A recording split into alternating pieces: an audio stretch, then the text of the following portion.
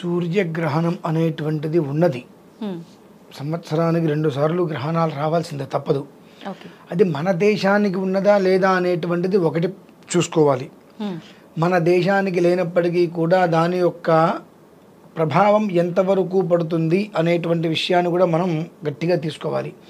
ఎందువల్లనంటే జీవరాశులు కానీ జీవములు కానీ భూమి మీద ఉండేటువంటి విధానంలో ఖగహ అంటే ఆకాశ మార్గంలో కానీ జరిగేటువంటి మార్పులకి గ్రహణాలకి చాలా చాలా అనుసంధానాలు ఉంటాయి.